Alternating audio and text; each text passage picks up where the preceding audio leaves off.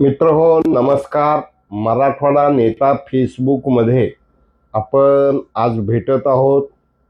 लातूर शहर भाजप अध्यक्ष, माजी नगरसेवक, लातूरातील नामांकित शिक्षण संस्थेचे कार्याध्यक्ष अजित पाटील कव्हेकर यांना, आणि आपण चर्चा करणार आहोत लातूरचं विभागीय क्रीडा संकुल, डॉक्टर बाबासाहेब आंबेडकरांचा 75 फूट पुतळा आणि येणारी महानगरपालिका निवडणूक. तर आपण ऐका, यूट्यूबवर शेअर करा, सबस्क्राईब करा, लाईक करा. तर आपण ऐकूयात काय म्हणतात अजित पाटील कव्हेकर. नमस्कार सर. नमस्कार. पाटील साहेब, जिल्हा क्रीडा संकुलाचा, विभागीय क्रीडा संकुलाचा विषय खूप चर्चेत आहे. तो विषय काही लोक त्याला विरोध करतात. जागा कमी आहे म्हणतात, जागा कमी पडते म्हणतात, काळी माती जास्त आहे, एक्सपेन्सिव्ह आहे म्हणतात. तर नेमकं तुमची कव्हेकर म्हणून आणि लातूरचे भाजपचे शहर जिल्हाध्यक्ष म्हणून ते स्टेडियम कुठं व्हावं, का व्हावं, जागा वगैरे आपण लोकांना समजावून सांगावं अशी मी आपल्याला विनंती करतो. नाही, महत्वाचं असं आहे की आता आपल्याला तिथं जे विभागीय क्रीडा संकुल उभं राहायचंय त्याच्या संदर्भातले शासनाचे काही गाईडलाईन्स आहेत. आणि त्या गाईडलाईनच्या हिशोबानं त्या जागेची निवड प्रक्रिया सुरुवात जवळपास 2008 मध्ये सुरू झालं आणि 2009 मध्ये ते निश्चित झालं की आपल्याला कवा या ठिकाणी हे विभागीय क्रीडा संकुल उभारायचे. 2013 मध्ये ती जी जमीन होती ती 22.4 एकर ती ग्रामपंचायतनं कव्याच्या जिल्हा क्रीडा संकुलाच्या नावावर केली, म्हणजे फेर ओढला. आणि तेव्हापासून हा प्रवास सगळा चालू आहे. अनेक जण म्हणतात की जागा कमी आहे, पण जेवढी जागा हवी होती विभागीय क्रीडा संकुलासाठी तेवढीच कवा ग्रामपंचायतनं क्रीडा संकुलाच्या नावावर केली. नंतर आर्किटेक्ट नेमले गेले, आर्किटेक्चरल त्याचं डिझाईन समोर आलं आणि जे काही गोष्टी विभागीय क्रीडा संकुला हव्या होत्या त्या सगळ्या गोष्टी तेवढ्या 22.4 एकर मध्ये त्या बसवल्या गेल्या. आणि मग तिथं कंपाऊंड वॉलचं जवळपास 2.5 कोटीचं काम झालं आणि नंतर कोविड काळामध्ये ते थोडंसं थांबलं. त्याच्यानंतर आम्ही कोर्टामध्ये गेलो. कोर्टामध्ये रिट पिटिशन दाखल केल्यानंतर आम्ही असं म्हणालो की पाहणी झाली, 7-8 वर्ष ओरडून गेले, तिथं 2.5 कोटीचं कंपाऊंड वॉलचं काम झालं, आता थांबवण्याचं काही कारण नाहीये. आणि मग कोर्टानं 2022 मध्ये निकाल दिला की दर क्वार्टरली अपडेट त्या विभागीय क्रीडा संकुलाच्या बांधकामासंदर्भात कोर्टाला दिला पाहिजे आणि ते तिथंच होणार आणि त्याचे अपडेट्स तुम्ही दिले पाहिजे. 2025 म्हणजे आता 25 मे एंड पर्यंत ते पूर्णत्वास गेलं पाहिजेत अशी आदेश कोर्टानं त्या ठिकाणी दिले. आणि आपण पाहतोय की स्थानिकचे आमदार वेगवेगळ्या मागण्या तिथं दुसरीकडे व्हावं, मुरुड अकोल्याला व्हावं. भूमिपूजन कोणाच्या हस्ते झालं? आता जेव्हा त्याचे भूमिपूजन म्हणजे तेव्हाच झालं होतं जेव्हा ते नावावरती ती जमीन दिली होती. म्हणजे कोण, विलासरावजी असताना, आम्हीच असताना? नाही, विलासराव देशमुख साहेबांनी 2009 मध्ये त्याच्यासाठी व्हावं ह्याच्यासाठी पुढाकार घेतला. पण स्थानिकचे आमदार अमितजी देशमुख यांनी तेव्हा आम्ही जागा नावेवर ग्रामपंचायतने तेव्हा त्याचं भूमिपूजन केलं आणि त्याच्यानंतर विरोधाची भूमिका घेतली. आता हे मी म्हणतोय म्हणून नाही, म्हणजे मी हे काही असं वेग स्टेटमेंट करतोय असं नाही. तुम्ही दत्तात्रय भरणे क्रीडा मंत्री आत्ताचे त्यांना दिलेलं निवेदन जर पाहिलं, त्यांच्या फेसबुकवरती सुद्धा त्यांनी ते निवेदन टाकलंय आणि त्या फेसबुकच्या पोस्टमध्ये त्यांनी सविस्तर दिले की काय निवेदन दिलंय. त्याच्यामध्ये त्यांनी स्पष्टपणे म्हटलेलं आहे की कव्या इथं होणाऱ्या विभागीय क्रीडा संकुलाच्या जागेमध्ये क्रिकेट अकॅडमी उभी करावी आणि तिथली जी काही सुख सुविधा आपण तिथे निर्माण करतोय त्याला शिफ्ट करून मुरुड अकोल्याला जमीन वन विभागाची संपादन करून तिथं करण्यात यावं. आता तुम्ही जो प्रश्न विचारला की भूमिपूजन कोण केलं, आता भूमिपूजन तर यांनीच केलं आणि पुन्हा त्यांचं काय मन बदललं माहिती नाही. आता म्हणजे त्यांची तुम्ही पक्ष बदलला म्हणून त्यांचं मन बदललं काय? नाही, मला असं वाटतंय की म्हणजे एखादा विकासात्मक मोठा प्रोजेक्ट जो होतोय लातूरच्या दृष्टिकोनातून, विभागाच्या दृष्टिकोनातून, ते होऊ द्यायचा नाही. ते होऊ नये, ते निकाली निघू नये, ते कुठेतरी प्रलंबित राहावा, असं काहीतरी पॉलिसी त्यांची दिसते, असं मला वाटतंय. मग आता या प्रकल्पामध्ये कुठल्या स्टेजला आहे आणि आपण लोकांना कन्व्हिन्स करण्यासाठी खेळाडू असतील वेगवेगळ्या खेळाचे, मग त्या ठिकाणी काळी माती जास्त आहे, मग तुम्ही कन्व्हिन्स कसं करता? एक्सपेंडिचर कमी हे नाही, आता त्याचे जे एस्टिमेट निघालेले एस्टिमेट म्हणजे विभागाने व्यवस्थिशीर काढलेले आहेत आणि किती खर्च होणार आहे ते सुद्धा स्पष्ट केलेलं आहे. ई कोटेशनची आता सध्या प्रक्रिया चालू आहे. ई निविदा त्यांनी म्हणजे ई कोटेशन सगळ्यांकडून मागितलेले आहेत आणि ह्याच्या पुढे मग त्यांचं निविदा त्या ठिकाणी टेंडर प्रोसेस चालू होईल. या स्टेजला सध्या ते आहे. ह्याच्या पूर्वी अनेक वर्ष म्हणजे 4-5 वर्षापासून जे प्रलंबित काम होतं तेव्हा हे वेगवेगळ्या मागण्या येत होत्या, म्हणून आता कुठेतरी त्याला दिशा मिळालेली आहे आणि लवकरच त्याचा भूमिपूजनाचा कार्यक्रम सुद्धा होईल अशी आम्ही आशा व्यक्त केली. आमचं शिवेंद्रराजे भोसले साहेबांसोबत पण बोलणं झालेलं आहे आणि मुख्यमंत्री देवेंद्र फडणवीस साहेबांसोबत सुद्धा बोलणं झालेलं आहे आणि आम्हाला असं वाटतं की येत्या 1-2 महिन्यामध्ये त्याचं भूमिपूजनाचा कार्यक्रम त्या ठिकाणी होणार आहे.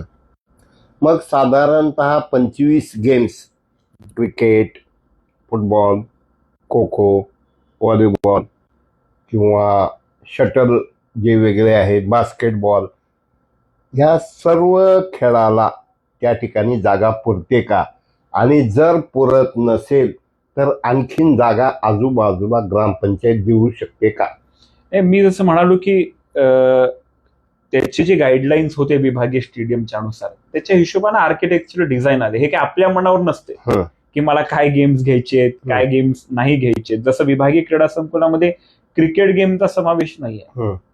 विभागीय क्रीडा संकुलामध्ये स्विमिंग पूल असेल, ट्रॅक असेल, ऍथलेटिक ट्रॅक असेल, खो खो असेल, कबड्डी असेल, इंडोर स्टेडियम असेल, राहण्याची व्यवस्था, मुलींचं हॉस्टेल, मुलांचं हॉस्टेल, त्याचं म्हणजे ऑडियन्स गॅलरी, असे अनेक विषय त्याच्यामध्ये आहेत. आणि म्हणून क्रिकेट अकॅडमी, क्रिकेटसाठी स्वतंत्र मोठं त्याला ग्राउंड लागतं आणि ते विभागीय क्रीडा संकुलाच्या गाईडलाईन्स मध्ये नसल्या कारणानं त्याची वेगळी व्यवस्था आपल्याला करावी लागेल. आता आमचा असा आग्रह होता की त्याच्यासाठी केंद्र सरकारकडून स्वतंत्रपणे आपल्याला क्रीडा मंत्रालयाकडून आपल्याला त्याच्यासाठी निधी उपलब्ध होऊ शकते, त्याच्यासाठी आपण प्रयत्न केला पाहिजे. म्हणजे विभागीय क्रीडा संकुलामध्ये खोडा घालणं म्हणणं की तिथं काय क्रिकेट अकॅडमी उभा करावी, हे कुठंतरी त्याला अडवणूक करण्यासारखं काम आहे असं मला वाटतं. एका बाजूला स्थानिक आमदारांचा विरोध आहे, मग वेगवेगळ्या असोसिएशन ज्या गेम्सच्या, फुटबॉल, व्हॉलीबॉल किंवा ॲथलेटिक्स, अशा वेगवेगळ्या गेम्सचे जे आहे त्या लोकांना आपण कन्व्हिन्स करायचा किंवा भेटी घ्यायचा, बैठक घ्यायचा काही प्रयत्न केला का? हो, आता मी म्हणजे सगळ्यांशी संवाद साधल्यानंतर ते आतुरतेने वाट पाहते. एवढंच नाही तर क्रीडा विभागाचे सर्व अधिकारी जेव्हा आमच्याशी चर्चा करतात तेव्हा ते उल्लेख करत असतात की एवढं चांगली जागा आहे, जवळ जागा आहे आणि सगळी प्रोसेस आपण 10-12 वर्ष केलेली आहे आणि आता दुसरीकडे करायचं असं काही गोष्ट सांगायची की जी होऊ शकत नाही. जसं की आता वन विभागाची जमीन संपादन करणं म्हणणं म्हणजे हे सगळ्या ब्युरोक्रॅटिक लेवलमध्ये अडचणीत आणणारी गोष्ट आहे आणि त्याच्यामुळं क्रीडाप्रेमींना हे ठाऊक आहे की कव्याचं स्टेडियम लवकर झालं तर त्यांना एक चांगलं व्यासपीठ उपलब्ध होणार आहे. कव्हा नाक्यावरून 5 किलोमीटरवरती स्टेडियम उपलब्ध आहे, कुठं 20-25 किलोमीटर, कव्हा नाक्यावरून 5 किलोमीटरवर स्टेडियम तर ते तयार होणार आहे. त्याच्यामुळे गावाच्या अलीकडं, गावाच्या अलीकडं माळ रानावर म्हणजे राणावरती येते. तर आमचं असं म्हणणं आहे की एवढा चांगला ऍक्सेस असणार स्टेडियम, एवढ्या शहराच्या जवळ असणार स्टेडियम. आता स्टेडियम करतोय तर त्याची ऍक्सेसिबिलिटी चांगली असली पाहिजे आणि म्हणून सगळ्या फॉर्मॅलिटीज त्याच्या पूर्ण झाल्या, ऍक्सेस चांगला आहे, फक्त आता तिथे होऊ द्यायचं नाही या हेतून जर कोणी प्रयत्न करत असेल तर मला वाटतं त्यांनी सुद्धा लातूरच्या विकासासाठी पॉझिटिव्ह असा ऍटिट्यूड ठेवला पाहिजे. काळी माती जास्त आहे म्हणतात, नेमकं किती फुटावर पाया लागेल? आता बघा, सिव्हिल च्या दृष्टिकोनातून काळी माती असली की बांधकामच होत नाही असं आहे का? नाही. आपल्याला सगळ्या गोष्टी पाहाव्या लागतात. जमीन उपलब्ध आहे का, जमिनीवरती आपले जे काही सुविधा आपल्याला विभागीय स्टेडियमच्या अंतर्गत द्यायच्यात त्या होऊ शकतात का, शहरापासून किती जवळची जमीन आहे. आता एखादा प्रकल्प 10-15 वर्ष रखडलेला आहे, तो पूर्णत्वास नेण्यासाठी which is the best possible option. आता आम्ही जर मुरुड अकोल्याला करायचं म्हटलं आणि शहर आता 15 वर्षात तिथे वाढेलच, अशा हिशोबाने जर आपण विचार केला तर ते कितपत उपयुक्त आहे. असं ह्या सगळ्या गोष्टी बघितल्या तर सिव्हिल स्ट्रक्चरचा आर्किटेक्चरल डिझाईन मध्ये विचार करण्यात आलेला आहे आणि त्या हिशोबाने एस्टिमेट बनवले. नेमकं लातूरवरनं परफेक्ट स्टेडियम म्हणजे बसवेश्वर पुतळ्यापासनं परफेक्ट स्टेडियम किती किलोमीटरवर? 5 किलोमीटरवर आहे फक्त. हो, फक्त. आणि लोकात असा बुद्धिभेद केला जातोय की कवा गावाच्या पलीकडे कुठेतरी आहे. पण ट्रान्सपोर्टेशन किती पदरी किंवा सध्या तुम्ही पाहताय की लांबजाण्यावरून जो 4 पदरी रस्ता आलेला आहे तो जवळपास अर्धा पूर्ण आहे आणि तो आता कव्या नाक्यापर्यंत येणार आहे, म्हणून तो ऍक्सेसही चांगला असणार आहे. आपल्याला खोपेगाववरून सुद्धा तिथून सुद्धा आपल्याला एक चांगला मोठा रस्ता, म्हणजे जेव्हा विभागीय स्टेडियमचं काम मोठ्या प्रमाणात चालू होईल तेव्हा हे दोन्ही अप्रोचचे रस्ते तिथे उपलब्ध असल्या कारणानं ऍक्सेस खूप इझिली म्हणजे आपल्या शहरातल्या सर्व नागरिकांना त्या ठिकाणी मिळू शकतो. म्हणून ऍक्सेसिबिलिटीचा प्रॉब्लेम नाही आहे, ट्रान्सपोर्टेशनचा सुद्धा प्रॉब्लेम नाही आहे. भविष्यात कोण जर कोर्टात काही केलं तर नाही, काय आता तिथं कोर्टात जाण्यासारखं काय आहे. आम्हीच कोर्ट गेलो होतो की रेट पिटिशन घेऊन, की जेव्हा आपण 2.5-3 कोटी रुपये हे संकुलाच्या कंपाऊंड वॉलसाठी खर्च केले आणि अचानक आता कोणतरी मन परिवर्तन झालं, आता मला कुठेतरी दुसरीकडे करायचं असं जर कोणी म्हणत असेल तर त्याच्या विरोधामध्ये आम्हीच कोर्टात जाऊन तिथं निकाल विभागीय क्रीडा संकुल कव्हा इथंच व्हावं ह्याच्यासाठी ते निकाल खेचून आणला. आपण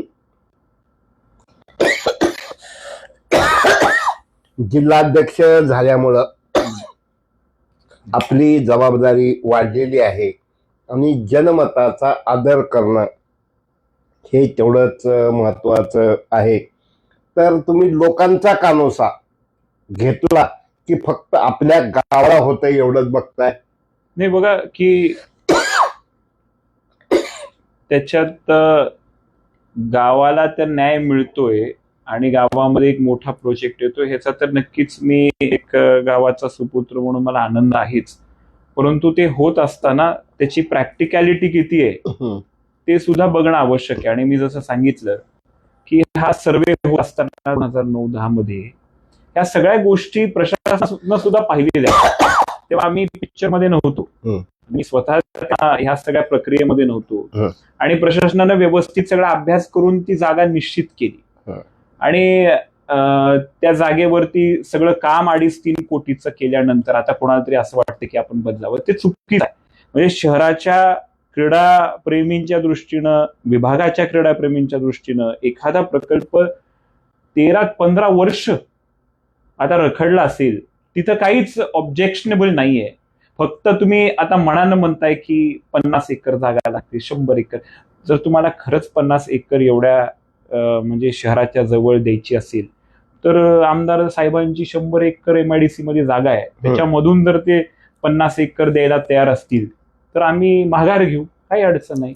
सकाळी तेच आम्ही एका मित्राची मुलाखत घेतला असताना त्यांचंही तेच मागणं आहे की ती जागा त्यांनी गव्हर्नमेंटने घ्यावी. काय नंतर दुसरं एक तळ आहे पण ते तळ नाही, एक तिथे एक आहे पण जागा खरेदी करून करणं हे काही परवडणार नाही. मग या दृष्टिकोनातून या प्रकल्पाला लातूरला नाट्यगृह असेल, ST डिव्हिजन असेल, जिल्हा आरोग्य केंद्र असेल, संघर्षाशिवाय आणि आपसातल्या लाटाळीशिवाय किंवा आमदाराच्या लोकल निष्क्रियतेमुळं हे सगळे आडखाटे येत आहेत. तर हे आडखाटे हाणून पाडण्याचं काम एक शहराचे जिल्हाध्यक्ष, एका पक्षाचे आणि कव्हेकर आणि एक खेळाडू म्हणून सुद्धा तुम्ही ही गती वाढवायसाठी काही करणार का? जसं आपण म्हणालात की अनेक अडचणी याच्यात निर्माण करण्याचा प्रयत्न होतोय, तर त्याच्यामुळे आम्ही सातत्याने त्याचा पाठपुरावा केला आणि म्हणून तर आता ई कोटेशन पर्यंत तो विषय पोहोचलेला आणि त्याला कुठेतरी मार्ग मिळालाय. त्याच्यापूर्वी एवढे दिवस त्याला काही हालचाल नव्हती. कोर्टाचे आदेश असताना सुद्धा त्याला जाणीवपूर्वक डिले करण्याचं काम झालं. प्रशासन सुद्धा त्याला अंगावर घेण्याची मानसिकता त्यावेळेस नव्हती. आणि आता जेव्हा शिवेंद्रराजे भोसले साहेबांनी जानेवारी महिन्यामध्ये त्याची बैठक घेतली आणि त्यांनी असं सांगितलं की 24 कोटी, जवळपास पहिल्या टप्प्यातलं 24 कोटीचं काम त्वरित म्हणजे टेक्निकल सँक्शन देऊन त्याला लगेच कामाला सुरुवात करायची असे निर्देश दिल्यानंतर आणि आपण त्या संदर्भातला सातत्याने पाठपुरावा केल्यानंतर आणि कोर्टाची जी भूमिका आहे ती सुद्धा आदरणीय पालकमंत्री महोदयांच्या समोर ठेवली आणि मग आता ई कोटेशन त्याचे मागितले जात आहेत आणि लवकरात लवकर त्या कामाचं भूमिपूजनाचा सुद्धा कार्यक्रम होईल असा आता विश्वास वाटतोय. म्हणजे आता काही अडथळे आहेत असं आम्हाला अजिबात वाटत नाही. एकेकाळी जेव्हा तुमचे पिताजी शिवाजीराव हे आमदार होते तर त्यावेळेस ते म्हणजे जनता दलाकडून आमदार म्हणून निवडून आले. त्यावेळा विलासराव आणि गोपीनाथरावची मैत्री होती, फिक्सिंग होतं. मग आज ही जी दब्या आवाजात चर्चा आहे की लातूर भाजप हे कायम डिस्टर्ब राहिलं पाहिजे, देशमुखाला फेवर राहिलं पाहिजे, मग ही रणनीती तुमची हायकमांड मुख्यमंत्री घेतात का असं तुम्हाला काही वाटतंय का?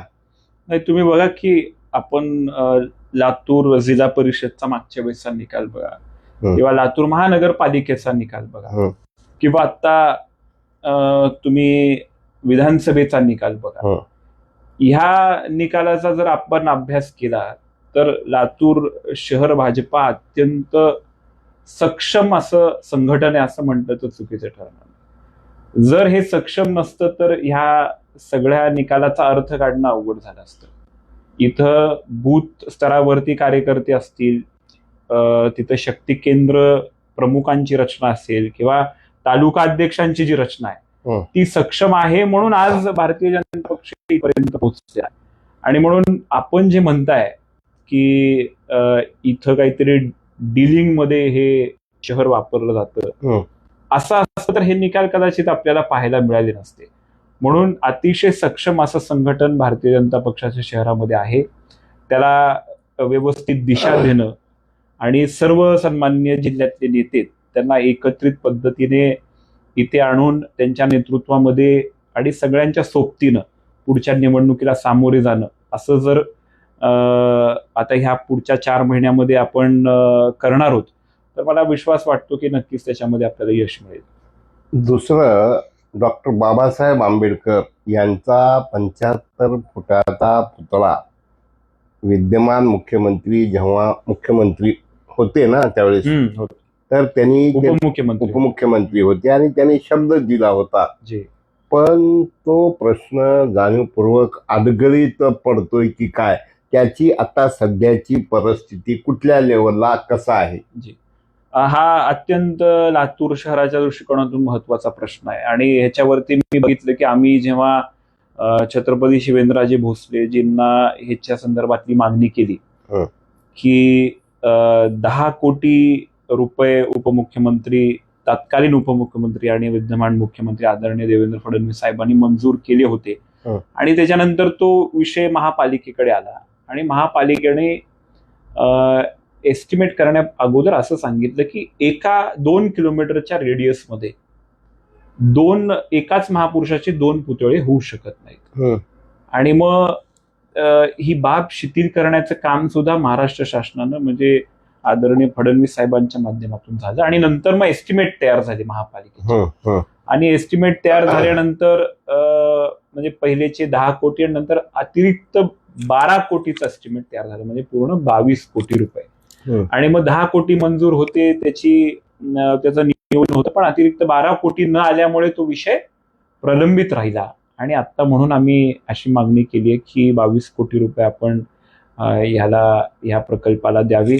आणि मी एक गोष्ट पाहिली की हे निवेदन दिल्यानंतर बरंच ट्रोलिंग चालू झाली की आमदारांनी असं म्हटलं होतं की हे 2 पुतळे केल्यानंतर उपयुक्त ठरेल का, योग्य आहे का, कितपत योग्य, असं त्यांचं म्हणजे विधानसभेतलं स्टेटमेंट होतं. पण त्याच्यावर आम्हाला असं वाटतं की हा वेगळा विषय आहे.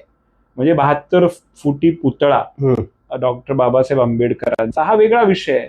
की मराठवाड्यात एवढा मोठा पुतळा नाहीये, कदाचित महाराष्ट्रातही एवढा मोठा पुतळा नाही. म्हणजे एक लातूरच्या दृष्टिकोनातून मराठवाड्याचं वैभव किंबहुना महाराष्ट्राचं वैभव डॉक्टर बाबासाहेब आंबेडकरांच्या ह्या 72 फुटी पुतळ्याच्या माध्यमातून जर लातूरला होत असेल तर त्याला दुसऱ्या पुतळ्याशी आपण कसं कम्पेअर करू शकतो. म्हणजे हे एक केंद्र होणार आहे, सामाजिक केंद्र होणार आहे, टुरिस्ट डेस्टिनेशन सुद्धा होणार आहे.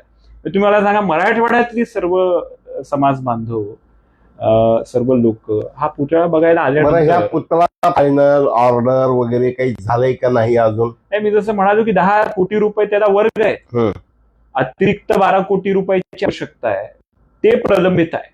आणि त्याच्यासाठी आता आम्ही पाठपुरावा करतोय. तुम्ही मला सांगा, 72 कोटी पुतळा जेव्हा उभा राहील तेव्हा लातूरकडे बघण्याचा दृष्टिकोन सुद्धा कसा असेल, मराठवाड्यातले सर्व समाज बांधवांना कसं वाटेल, लातूरच्या समाज बांधवांना कसं वाटेल, ते उभं करायचंय. हा विषय फक्त 2 पुतळे कसं काय तुम्ही करता, कितपत योग्य आहे असं म्हणणं सहज आहे आणि हे राजकारणापुरतं मर्यादित आहे. पण आपण त्याला कसं पाहिलं पाहिजे की एक महाराष्ट्रातलं एकमेव एवढा मोठा पुतळा लातूर शहरात होतोय आणि ते लातूर जिल्ह्याचं वैभव नाहीये, ते महाराष्ट्राचं वैभव उभं राहतंय. मग त्याच्यासाठी कितपत योग्य असं म्हणणं उचित आहे का? भारतरत्न डॉक्टर बाबासाहेब आंबेडकर हे भारताचंच नाही तर जगाचं एक शक्ती केंद्र म्हणून सर्वच जण पाहतात. आणि आता आपण या दृष्टिकोनातून प्रयत्न करत आहात. मला वाटतं आपण निवेदनही या संदर्भात दिलेलं आहे. आपण अपेक्षा करूया की लवकरात लवकर त्याचंही कामाला गती मिळेल. आपण जिल्हाध्यक्ष होऊन 1.5 महिना झाला आणि निसटला. म्हणजे जागा ही लातूरची कशामुळे गेली, वोटमुळं गेली, अंतर्गतबाजीमुळे गेली. आता येणारी महानगरपालिका गेल्या वेळेस 2-3 ह्याच्यावरनच मतानं महानगरपालिका आली होती. तर येणाऱ्या महानगरपालिकेची चॅलेंजेस, अंतर्गत गटबाजी, वरची साथ आणि ज्याला काय म्हणतात की जातीय समीकरण पाहता भाजपचा निभाव लागू शकेल का?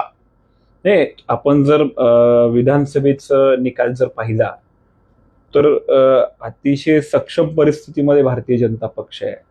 म्हणजे काही फरक आहे असं मला अजिबात वाटत नाही. किंबहुना आताची परिस्थिती अजून अधिक बळकट आहे असं मला वाटतं की विधानसभेनंतर एकतर्फी विजय भारतीय जनता पक्ष आणि महायुतीचा महाराष्ट्रामध्ये झालेला आहे. आता केंद्रात भारतीय जनता पक्षाचं एनडीएचं सरकार आहे, राज्यामध्ये देवेंद्र भाऊंच्या नेतृत्वामध्ये महायुतीचं सरकार आहे. म्हणजे थोडं डिस्टर्ब करतो. लातूर विधानसभेत शहर, ग्रामीण भाग सोडून शहर किती प्लस मायनस आहे?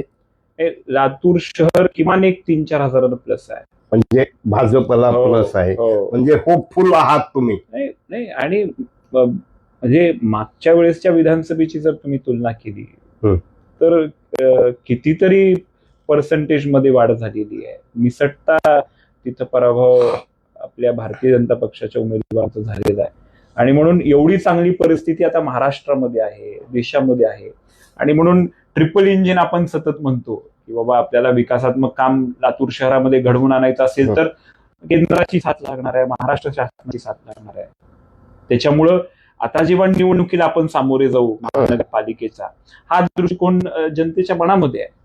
तेव्हा विधानसभेला म्हणजे पैशाच्या जोरावरती बऱ्याच काही गोष्टी झाल्या, परंतु आता जेव्हा केंद्र आणि राज्य सरकार भारतीय जनता पक्षाचे, आता लातूर महानगरपालिकेमध्ये सुद्धा लोक विकासात्मक विचार करून भारतीय जनता पक्षाच्याच पाठीमागे उभं राहतील असा मला विश्वास वाटतो. तर महत्वाचं म्हणजे मित्र हो, लातूर शहर म्हणजे लातूर महानगरपालिका हद्दीत जवळजवळ 5,000 मतं.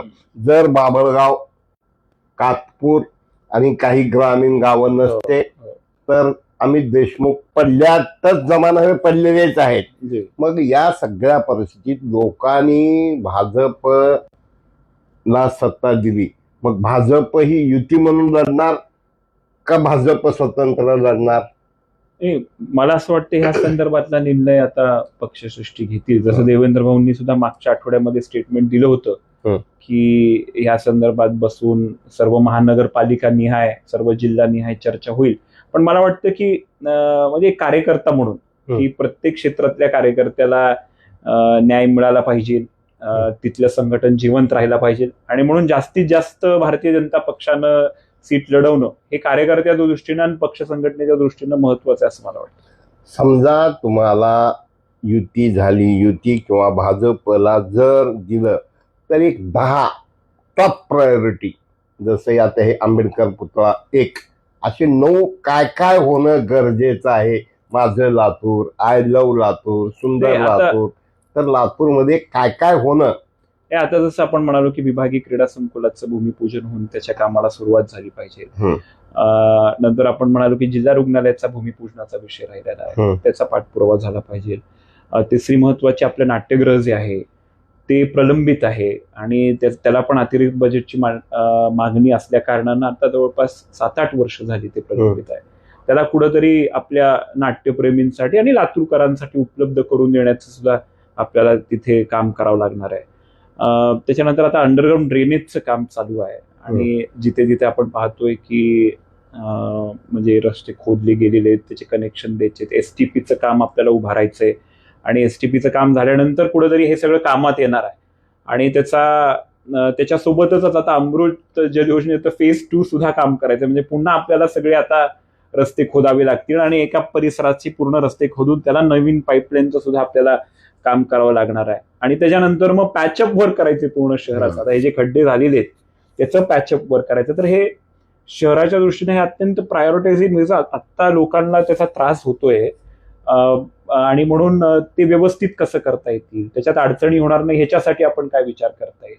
आता जसं कालच आम्ही थोडंसं चर्चा करत असताना अनेक जण म्हणाले की लातूर नांदेडला ट्रेन चालू झाली पाहिजे, लातूर नांदेडची कनेक्टिव्हिटी झाली पाहिजे, लातूर बोधनची कनेक्टिव्हिटी झाली पाहिजे. हे सर्व होत असताना आपण शहर जिल्हाध्यक्ष म्हणून माझं लातूर, आय लव्ह लातूर, सुंदर लातूर, स्वच्छ लातूर, इलेक्ट्रिसिटी असेल, मध्यंतरी नंतर कचरा उचलणं असेल. आपण जसं म्हणालात की इलेक्ट्रिसिटीचा सुद्धा खूप महत्वाचा विषय आहे. ESLचं आता कॉन्ट्रॅक्ट सध्या बंद आहे, त्यांचं काम बंद आहे. ESL कंपनीकडे आपलं जेव्हा सर्व 15,000 पोलचं काम होतं, त्यांनी काम केलं पण 5 कोटी रुपये महापालिकेनं न दिल्या कारणानं त्यांनी ते काम थांबवलं आणि आता अडचण अशी झाली की राज्य शासनाने पण असे आदेश दिलेत की जोपर्यंत हे बिल पे होणार नाही तोपर्यंत हे पुढचंही काम महानगरपालिकेलाही करता येणार नाही आणि म्हणून अशी परिस्थिती निर्माण झाली की सध्या महानगरपालिका काहीच करू शकत नाही. त्याच्या संदर्भातली सुद्धा चर्चा आम्ही पालकमंत्री मोदयांची केलेली आहे आणि त्याच्यातून लवकरच लवकर आपण तोडगा काढण्यासाठी प्रयत्न करत आहोत. कारण आता सध्या बऱ्याच ठिकाणी अंधार होतोय आणि लवकरात लवकर रिपेअर वर्क जर चालू नाही झालं तर प्रचंड मोठी अडचण होणार आहे. कचरा व्यवस्थापना संदर्भात आपण जे म्हणताय ते बरोबर आहे की त्याच्यात सुधारणा झालेली आहे, पण अधिकची सुधारणा होणं आवश्यक आहे आणि त्या दृष्टीनं सुद्धा आपण पाठपुरावा करतोय. आता नुकताच एक ट्रेड लायसन्स संदर्भात सुद्धा विषय झाला. आपण बघितलात की 14,000 मालमत्ताधारकांना म्हणजे नोंदणी फीज असेल किंवा ट्रेड लायसन्स फी असेल, पाहणी फीस असेल, हे थोडंसं अवास्तव आकारणी करण्यात आली होती आणि त्या संदर्भातल्या भारतीय जनता पक्षानं तिथं आवाज उचलला आणि त्यांना ते स्थगिती द्यायला सांगितलं. आता त्याच्या पुढे जाऊन व्यापाऱ्यांची बरोबरची मागणी आहे की हे अतिरिक्त भार आमच्यावरती कसं, आम्ही GST भरतोय, टॅक्स भरतोय, वॉटर टॅक्स भरतोय, क्लिनिनेस टॅक्स भरतोय, हे सगळे कर भरत असताना आता ते त्यांच्यावरती जे ओझं वाढतंय त्याला कुठंतरी आपण कमी केलं पाहिजे आणि त्या दृष्टीनं सुद्धा आम्ही म्हणजे जसे अनेक नगरपंचायतीमध्ये अनेक जिल्ह्यांमध्ये जवळपास एक 200 रुपये 400 रुपयेपर्यंत म्हणजे ट्रेड लायसन्स फी असते नाममात्र. म्हणजे आपल्याला तर त्यांना द्यायचंय सर्टिफिकेट, पण त्याच्यामध्ये आर्थिक बोजा व्यापाऱ्यांवरती होऊ नये अशा पद्धतीनं काम करायचे. अशा अनेक विषय. सुपर स्पेशालिटी हॉस्पिटल आहे. शहराचा पाणी प्रश्न हा कायम स्वरूपात सोडण्यासाठी सुटावा म्हणून आपल्या काही कल्पना किंवा आपण सगळीकडे फिरता बघता की मध्यंतरी गडकरी साहेबांनी सांगितलं होतं वेस्ट वॉटर, करून जी परत बागा फुलवणे, जी हरित लातूर म्हणतो फक्त आपला राजीव गांधी चौक ते शिवाजी चौक नाही, नंदी स्टॉप एवढं जर सोडलं तर तेवढं हरित लातूर दिसत नाही.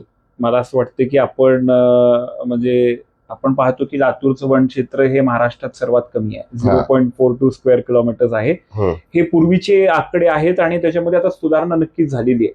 आणि ह्याचं क्रेडिट मी शासनाला तर देतोच, परंतु आपल्या इथे जे सामाजिक संस्था जे ह्या दृष्टिकोनातून काम करतात अत्यंत उत्तम असं काम केलेलं आहे. आपण जर लातूर शहराचा आता एअर क्वालिटी इंडेक्स जर पाहिला त्याच्यात सुधारणा मागच्या 4-5 वर्षामध्ये आलेली आहे. आणि त्याचं मुख्य कारण आहे की ज्या पद्धतीनं वृक्षारोपण होते त्याचं संगोपन होते. वृक्षारोपण करणं एक गोष्ट आहे, पण संगोपन महत्वाचं आहे.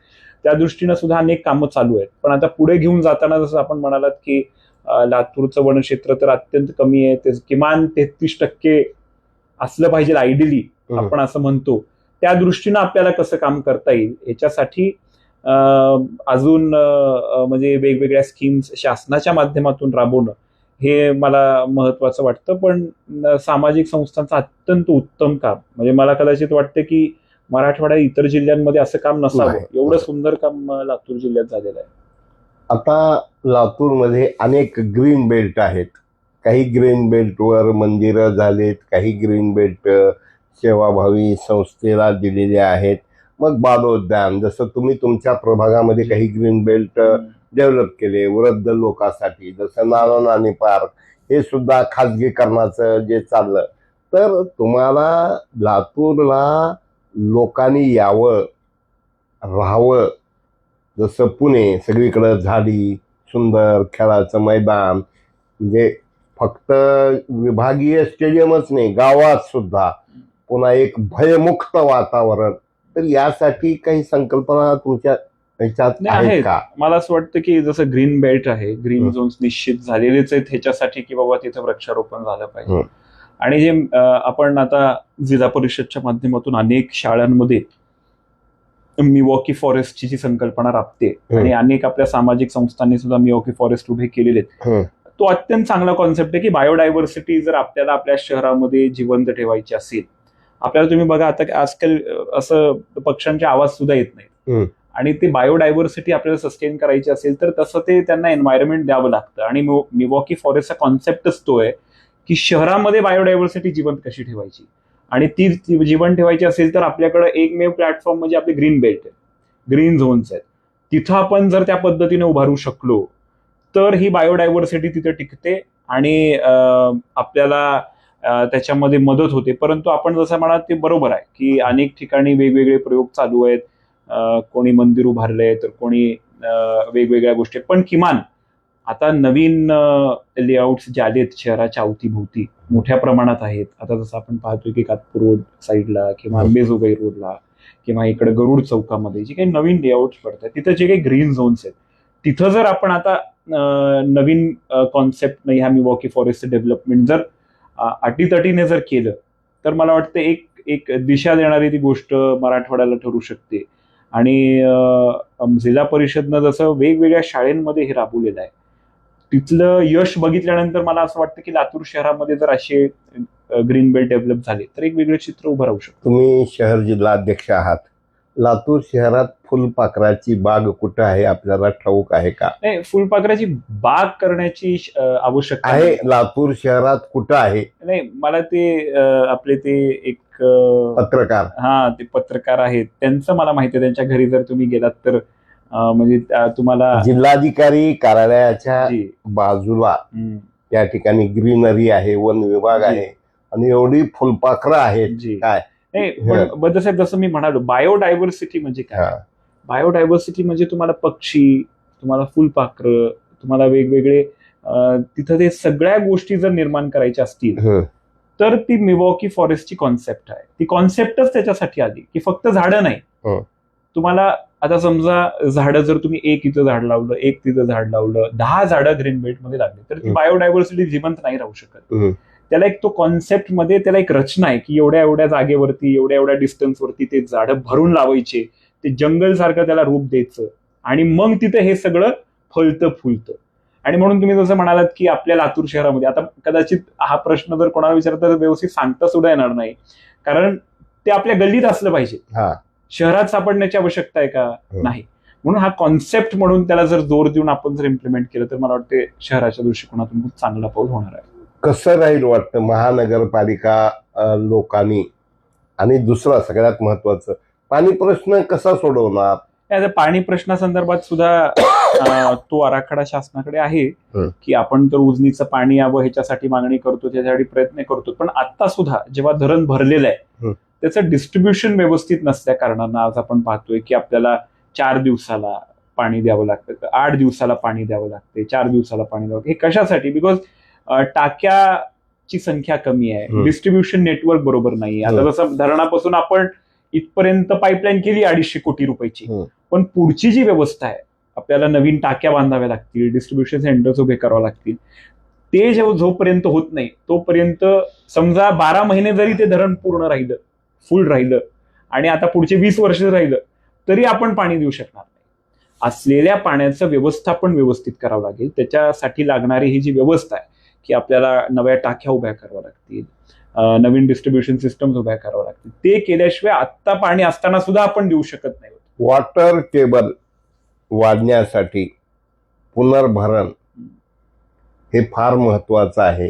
तर सध्या लातूरचा गेल्या आता हे परवाचा पाऊस किंवा एकंदरीत वॉटर टेबल किती फूट वर, म्हणजे आपण आता पाहिलं असेल की जेव्हा आपले कलेक्टर BP सर होते तेव्हा त्यांनी त्याच्या संदर्भातला अहवालही पुढे आणला होता, आणि आपण पाहिलं असेल की लातूरचं वॉटर टेबल वाढलेलं आहे. आणि हे मला वाटतंय की आपण जे रुंदीकरण, खोलीकरण, नद्यांचं सरळीकरण ह्या संदर्भातलं जे मोठं काम देवेंद्र भाऊंच्या नेतृत्वामध्ये झालं, आणि आपल्या इथलं जे वृक्ष लागवडीचं प्रमाण जे शहरामध्ये वाढलंय, ह्या सगळ्या कारणामुळे मला वाटतं की त्याच्यामध्ये लातूर जिल्ह्यामध्येच टोटली वॉटर टेबल वाढलेले. पण तरी सुद्धा water table is subjective to climatic conditions. म्हणजे उद्या जर 2-4 वर्ष जर पाऊस व्यवस्थित नाही पडला आणि आपण अवस्थेत त्याचा जर उपयोग केला तर मला वाटते पुन्हा एकदा तो घसरू शकतो. त्या दृष्टीनं अनेक विषय, म्हणजे तुम्ही म्हणालात की वनक्षेत्र कमी आहेत, त्याच्यावरती काम करण्याची गरज आहे. डिस्ट्रीब्युशन सिस्टम्स आपले लिकेजेस खूप आहेत. आता जसं आपण ऐकतो की धरणावरून आपल्या इथे ना कितीतरी हजारो कनेक्शन आहेत, हजारो लिकेजेस आहेत, आणि म्हणून हे जे सगळं पाणी जे वाया चाललेलं आहे त्याचा उचित वापर होणं ते अत्यंत महत्वाचं आहे. म्हणजे जे पाणी आहे त्याला व्यवस्थितपणे वापरणं, टेक्नॉलॉजीचा वापर करणं, या सगळ्या गोष्टी मला वाटतंय त्या दृष्टीनं महत्वाच्या आहेत. आता शेवटचा आणि महत्वाचा प्रश्न, येणारी महानगरपालिका कर्मधर्म संयोगानं तुम्हाला शहर जिल्हाध्यक्षपदाची जबाबदारी मिळाली, आता कार्यकारिणी आणखीन होणं आहे. तर भाजपचा झेंडा हा महानगरपालिकेवर फडकेल यावर तुम्हाला खात्री आहे का? आणि तुमचे सहकारी टीम आणि वरचे नेते हे खरोखर साथ देतील यावर तुम्ही कॉन्फिडंट आहात का? मला अजिबात किंतु परंतु नाही आहे. कारण जिल्ह्यातले सर्व सन्माननीय नेते साथ न देण्याचा प्रश्नच नाही. कारण ते सर्व म्हणजे एकतर आपल्या मतदारसंघामध्ये इतिहास रचून जिंकून आलेले आहेत, आणि आता देवेंद्र भाऊंच्या प्रतिष्ठेचा प्रश्न आहे, सरकारच्या परफॉर्मन्सचा प्रश्न आहे, आणि त्याच्यासाठी भारतीय जनता पार्टीचा प्रत्येक कार्यकर्ता आता तळमळीने वाट पाहतोय, उत्सुकतेने वाट पाहतोय की ही निवडणूक आल्यानंतर आपण भारतीय जनता पार्टीचा हे जे काही ढक्कलपास आमदार आहेत त्यांना आपण म्हणजे खऱ्या अर्थानं भारतीय जनता पार्टीच्या सामान्य कार्यकर्त्याची काय शक्ती आहे ती दाखवण्यासाठी सर्व कार्यकर्ते उत्सुक आहेत, आणि सर्व सन्मान्य आमदार, सर्व कार्यकर्ते ताकदीनं महानगरपालिकेसाठी काम करतील ह्याचा मला विश्वास वाटतो. याशिवाय काही सांगायचं? आपण सर्वच प्रश्नाचे अत्यंत अभ्यासपूर्ण आणि टेक्निकली स्टडीड आपण आहात. आपल्याला एका खडतर प्रसंगी ही महत्त्वाची जबाबदारी मिळालेली आहे. येणाऱ्या काळात आपण कुशल संघटक म्हणून लातूर महानगरपालिकेवर जे भाजपचा माहितीचा झेंडा फडकवालच, त्याचबरोबर जे महत्त्वपूर्ण जिल्हा आरोग्य केंद्र असेल किंवा स्टेडियम असेल, पुतळा असेल, मला असं वाटतं येणाऱ्या 12 तारखेला कदाचित मुख्यमंत्री यायची चर्चा आहे.